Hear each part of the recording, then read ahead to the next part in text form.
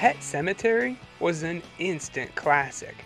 It had memorable characters, heart-wrenching scenes, and a pretty solid story to tie it all together. Pet Sematary 2 is not.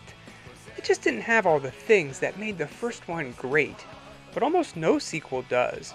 And honestly, this was probably just a cash grab, riding on the coattails of the first movie. With all that being said, is Pet Sematary 2 worth a watch? Let's find out.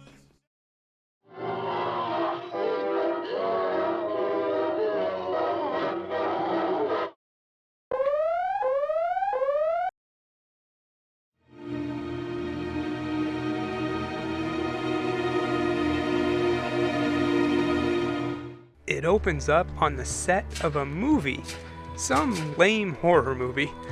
This is probably more interesting than the rest of the movie though.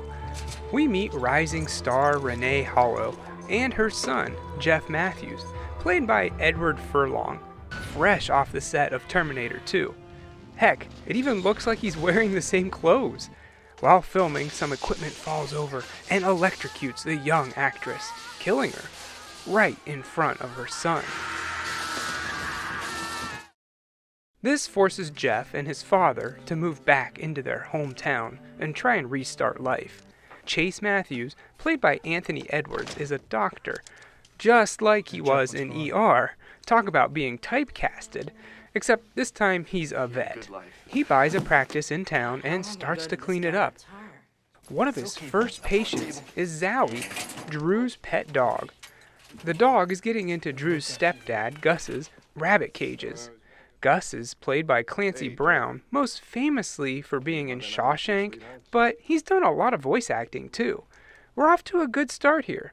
So far, we've seen 3 pretty big stars for a sequel to a horror movie. Most of this movie focuses on Jeff and Drew's friendship, and apparently off-screen they were becoming pretty good friends too. This was Jason McGuire's first big movie, before really only performing in high school plays. Apparently, he was pretty nervous on set until Edward Furlong took him under his wing. And that really paid off too, because he landed some groundbreaking roles, such as Fat Teen in Forrest Gump. Jeff is having a pretty rough first day at school. The bully, Clyde, picks on him the first chance he gets, stooping so low to bring up his dead mom in a gruesome way. Neighbor said it was pretty gross, getting fried like that. He also takes Jeff's pet cat, which for some reason he brought with him to school. He chases after him on his bike all the way to the famous Pet Sematary, where he finds the cat safe and sound. And Drew tells him the story of the Creeds from the first movie, but they blow it off as an old ghost story. Now we get to see a bit of Drew's personal life, and it's pretty bad. He doesn't get along with his stepdad at all. Your mother spent the last hour cooking. Now you stop being a little jerk and show her some appreciation. Later that night, Zowie goes for the rabbit cages again, and this time Gus has had enough. He grabs his gun and takes the shot, killing Drew's dog. So, do you hate Gus yet? Drew takes it pretty hard, and the next day, he and Jeff skip school to bury Zowie. But then, Drew gets an idea. Why not try to bring him back? It's just an old story after all. It can't hurt, can it? Well, surprise, surprise, the dog comes back, and the first place he goes is back to the rabbits. The family is shocked to see him alive, and they call Dr. Matthews to check out the dog. And yeah, he's in rough shape with a gunshot wound. So he takes the dog for a while until it can get better. But he's not healing because, well, he's dead.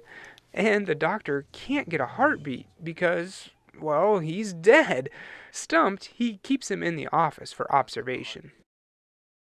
It's now Halloween, and while the younger kids are out trick-or-treating, Jeff and Drew meet up in the Pet Sematary for some ghost stories. Their good time is cut short, however, by Gus.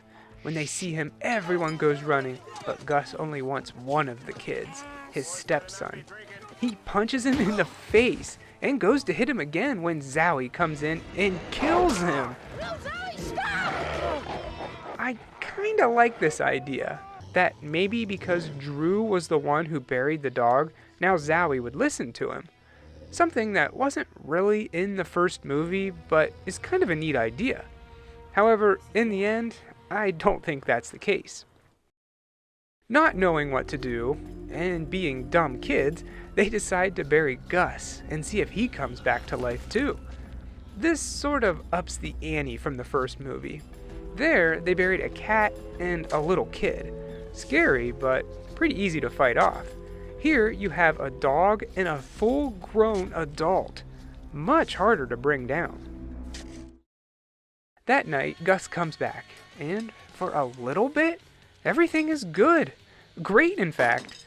Drew says that his stepdad was nice to him.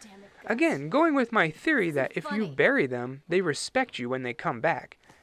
The kids have another theory, though, that it might depend on what you were like before you died. If you were nice, you came back bad, and if you were bad, you came back nice. Another interesting idea that just gets squashed later.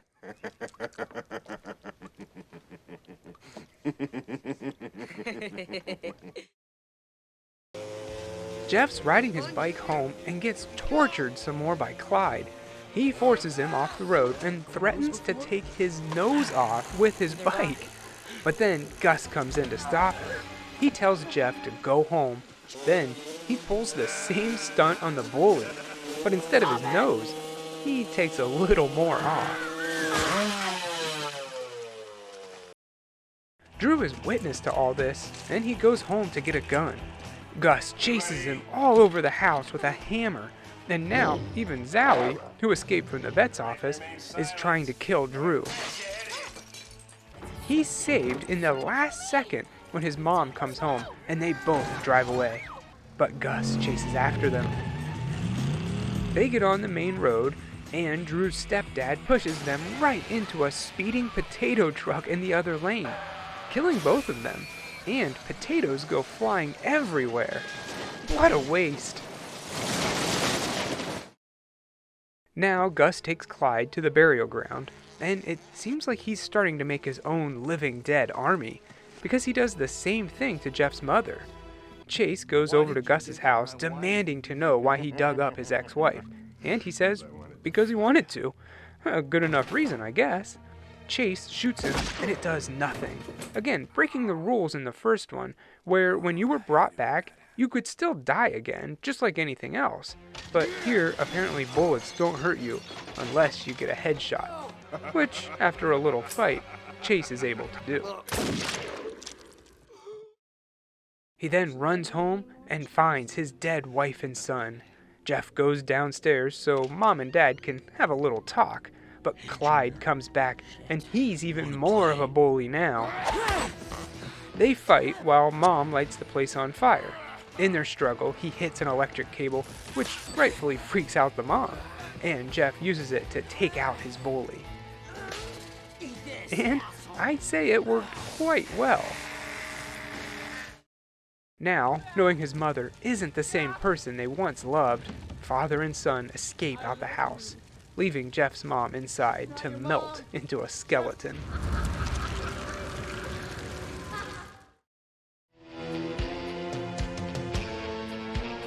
Pet Sematary 2 got some things right. The events from the first movie happened and are now just a ghost story, so people don't believe it's true at first, and thus making the same mistake twice. And just like in the first one, it starts off with a pet dying and then escalates from there. But this is a 90s sequel, and the 90s were a crazy time. I think they should have gone a different route. This time, make the Indian burial ground common knowledge, and now the government steps in to experiment.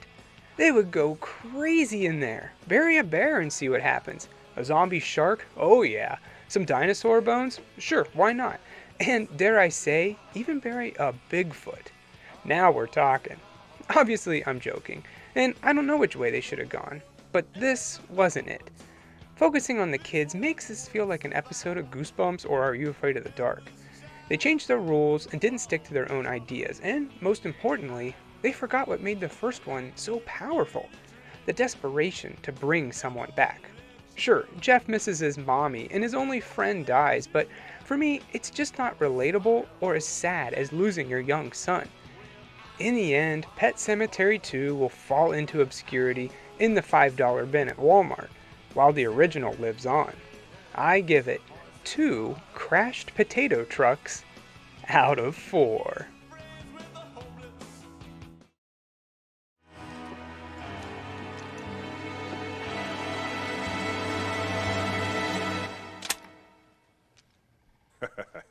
I got something, Drew, buddy.